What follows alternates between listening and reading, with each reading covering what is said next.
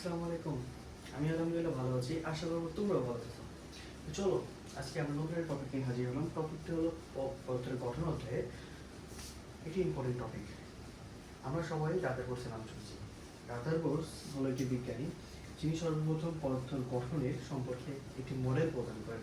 তিনি 1911 সালে বিজ্ঞানী রাদারফোর্ড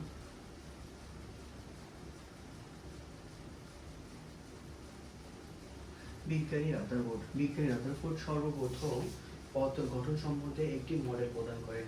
তিনি যে সময় মডেল প্রদান করেন সেই সময়টা ছিল 1911 সালে তিনি একটি মডেল, সুগঠিত মডেল সম্পর্কে সর্বপ্রথম ধারণা দেন। মডেলটি সবাই আমরা জানি রাদারফোর্ডসের মডেল নামে জানি।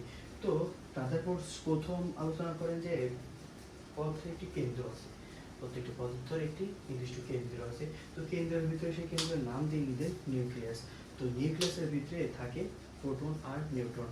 তো প্রোটন আর নিউট্রন নিউক্লিয়াসের ভিতরে থাকে, আর ঠিক সমসংখ্যক ইলেকট্রন থাকে। ইলেকট্রন আমরা সবাই সর্বপ্রথম প্রোটন, ইলেকট্রন এবং নিউট্রন সম্পর্কে একটি ধারণা নিয়েছি আগের ক্লাসে।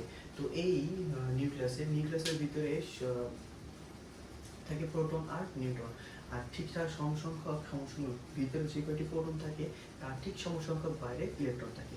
তিনি সর্বপ্রথম এটি একটি সুন্দর ধারণা দেন। তো যেহেতু আপেক্ষিকভাবে ইলেকট্রনের ভর শূন্য ধরা হয়, সেজন্য নিউক্লিয়াসের যে ভর ধারণা করা হয় সেটি হলো মূলত প্রোটন আর নিউট্রনের ভরকেই আমরা নিউক্লিয়াসের ভর হিসেবে গণ্য করা, যেটি বিজ্ঞানী রাদারফোর্ডসই এটির কথা বলেন। তারপরে তিনি আরো কিছু করেন যে নিউক্লিয়াসের অধিকাংশ স্থান নিউক্লিয়াসের ভরটা অত্যন্ত ক্ষুদ্র। আর ইনি আরো বলেন যে ইনার নিউক্লিয়াসের ভিতরে অধিকাংশ স্থান ফাঁকা থাকে। নিউক্লিয়াসের ধরো এটি একটি নিউক্লিয়াস, তো এর ভিতরে কি ইলেকট্রনগুলো এভাবে থাকে না, তো এখানে ইলেকট্রন থাকে আর বাকি অধিকাংশ স্থান থাকে ফাঁকা। তিনি আমাদের প্রথম তার কিছু মডেলের কিছু সফলতা আছে। প্রথম তিনি বলেন এক নম্বর তিনি কি বলেন, তিনি বলেন কেন্দ্র আছে। কেন্দ্র কি? কেন্দ্রের নাম হলো নিউক্লিয়াস। তো নিউক্লিয়াসের ভিতরে কি থাকে? নিউক্লিয়াসের ভিতরে থাকে প্রোটন আর নিউট্রন, আর নিউক্লিয়াসের বাইরে থাকে কি থাকে? ইলেকট্রন থাকে। তো যেহেতু আপেক্ষিকভাবে সবগুলো ইলেকট্রনের ভর যেহেতু শূন্য ধরা হয়, আপেক্ষিকভাবে ইলেকট্রন ভর শূন্য ধরা হয়, সেই জন্য নিউট্রন এবং প্রোটনের ভরকেই মূলত নিউক্লিয়াসের ভর হিসেবে গণ্য করা হয়।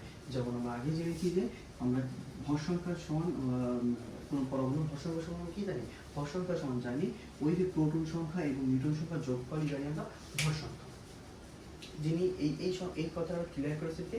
বিজ্ঞানী রাদারফোর্ডস। তিনি আরো বলেন যে নিউক্লিয়াস অত্যন্ত ক্ষুদ্র এবং এর ভিতরে অধিকাংশ স্থান ফাঁকা থাকে, যেটি আমরা কোথায় জানছি? এটা বিজ্ঞানী রাদারফোর্ড বলছে।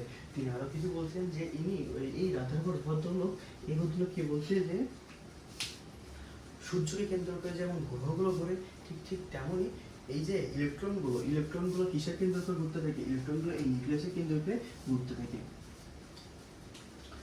এটি হলো নিউট্রন,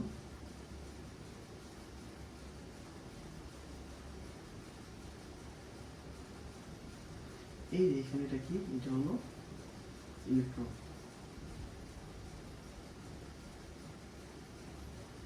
ঠিক একই রকম যেমন ভাবে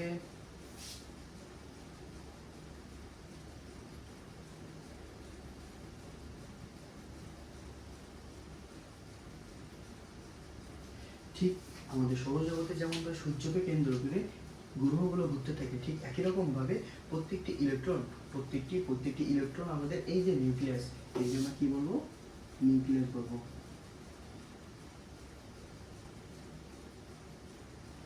আর এটি হলো ইলেকট্রন, আর এটি হলো কক্ষপথ।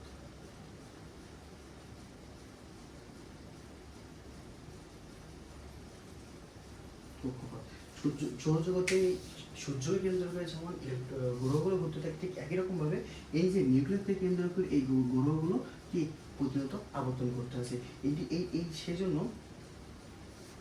এটি প্রথম কে দেন? এটি হলো রাদারফোর্ডস আমাদের এই সম্পর্কে সুন্দর একটা ধারণা দেন। তারপর কি আছে? তারপর আছে ঠিক সমসংখ্যক। এই যে আমরা জানি যে প্রত্যেকটা ধনাত্মক বস্তুর সাথে ঋণাত্মক বস্তু নিজের মধ্যে আকর্ষণ কাজ করে। যেমন কেন্দ্রীয় থাকে কি? কেন্দ্রীয় থাকে হলো প্রোটন, কেন্দ্র নিউক্লিয়াস, কেন্দ্র কি থাকে, নিউক্লিয়াস থাকে, আর নিউক্লিয়াস মধ্যে কি থাকে, প্রোটন আর নিউট্রন থাকে। তো প্রোটন আমরা সবাই জানি কি, প্রোটন চার্জ অলওয়েজ কি ধনাত্মক, আর ইলেকট্রন চার্জ কি অলওয়েজ ঋণাত্মক। এই যে ধনাত্মক আর ঋণাত্মকের মধ্যে যে একটা আকর্ষণ বল কাজ করে, তাকে আমরা কি বলবো, তাকে আমরা বলি কেন্দ্র আকর্ষণ বল। তো কেন্দ্র আকর্ষণ কাকে বলা হয়, কেন্দ্র আকর্ষণ বল বলা হয় ধনাত্মক চার্জবাহী নিউক্লিয়াসের প্রতি ঋণাত্মক চার্জবাহী ইলেকট্রনের যে আকর্ষণ বল কাজ করে, তাকে আমরা বলি কেন্দ্রকোষী বল, কেন্দ্রকোষীয় বল বলে থাকি। আবার এই যে রাদারফোর্ডের এই যে পারমাণবিক মডেলটা, একে আমরা অনেক সময় সোলার প্যানেল বলে থাকি। কেন বলে থাকি, এই যে সৌরজগতে আমরা কি প্রথম বলছিলাম না, যে সূর্যকে কেন্দ্র করে যেমন গ্রহগুলো ঘুরতে থাকে, ঠিক একই রকম ভাবে নিউক্লিয়াসকে কেন্দ্র করে কে ঘুরতে থাকে, ইলেকট্রনগুলো ঘুরতে থাকে।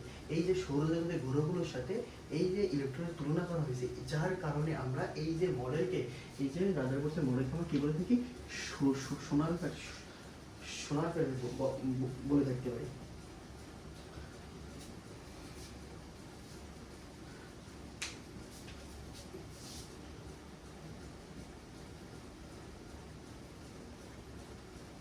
কি বলে থাকি, সৌর মডেল বা সোনার মডেল বলা হয়ে থাকতে পারে। যেমন আমরা প্রত্যেকে যে কাজ করে থাকি, প্রত্যেকের কাজে কিছু না কিছু ভুল ত্রুটি থাকে।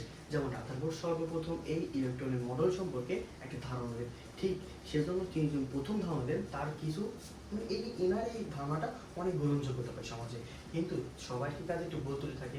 ঠিক একই রকম ভাবে রাদারফোর্ড যখন এই মডেলটি প্রদান করেন, তার কাজের ভিতরে কিছু সীমাবদ্ধতা, কিছু ভুল ছিল। পরবর্তীতে সে ভুলগুলো সংশোধন কখন হয়নি, বাট পরবর্তীতে বোর্ড নামে আরেক বিজ্ঞানী সেগুলো সংশোধন করে। চলো জেনে আসি রাদারফোর্ড যে ভুলগুলো করেছিল সেগুলো আসলে কি কি জিনিস। ফার্স্ট অফ অল কি জিনিস, ফার্স্ট অফ অল হলো তিনি কোনো ইলেকট্রনের কক্ষপথের কোনো আকার সম্বন্ধে কোনো ধারণা দেননি। তিনি বলতে কি, ইলেকট্রনগুলো নির্দিষ্ট কক্ষপথে ঘুরতে থাকে, কিন্তু সেই আকার আকৃতি কেমন হবে সে সম্পর্কে তিনি কোনো ধারণা দিতে পারেননি।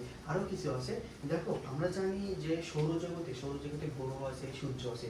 তো এই সৌরজগতে গ্রহ এবং সূর্যকে কেন্দ্র করে গ্রহগুলো ঘুরতে থাকে, কিন্তু এদের কি কোনো চার্জ আছে, এদের কোনো চার্জ নাই। কিন্তু আমরা যে নিউক্লিয়াসের কথা বলছি, যে ইলেকট্রনের কথা বলছি, নিউক্লিয়াসের চার্জ কি ধনাত্মক, ইলেকট্রনের চার্জ কি ঋণাত্মক। কিন্তু কোনো ধনাত্মক চার্জের সাথে কোনো কোনো চার্জবাহী বস্তুর সাথে কোনো চার্জবিহীন বস্তুর তুলনা থেকে ঠিক করেছিল উনি, আসলে করেননি। সেজন্য এরা কি একটা সীমাবদ্ধতা, কিছু ভুল ছিল, যে এটি চার্জিত বস্তুর সাথে একটি চার্জবিহীন বস্তুর তুলনা করেছেন তিনি। আরো কিছু করছেন যে যখন কোনো মৌলের একের অধিক ইলেকট্রন বিশিষ্ট থাকবে, সে সম্পর্কে তিনি কোনো ধারণা প্রদান করতে পারেননি। মানে নিউট্রন চারদিকে যে ইলেকট্রনগুলো ঘুরতে থাকে, যখন উনি একের অধিক যখন ইলেকট্রন থাকবে, তখন সে সম্পর্কে উনি কোনো ধারণা দেননি। আরও আছে কি, ম্যাক্সওয়েলের তত্ত্ব মতে আছে যে তোমার ইলেকট্রন যখন নিউক্লিয়াসে কেন্দ্র করে ঘুরতে থাকবে, ইলেকট্রন যখন নিউক্লিয়াসে কেন্দ্র করে ঘুরতে থাকবে অটোমেটিক, তখন কি হবে, তখন তার শক্তি ক্রমাগত কমতে থাকবে।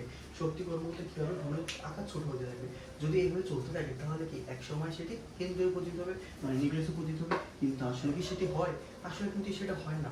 যদি হতো তাহলে কি পরমাণু অস্তিত্ব থাকতো না তো। কিন্তু সেই জায়গা থেকে কি এটা গ্রহণযোগ্য ছিল না, এটা ভুল ছিল। তো এই এই পরবর্তী টাইমে এনার এই সীমাবদ্ধতাগুলো, কাজের এই সীমাবদ্ধতাগুলো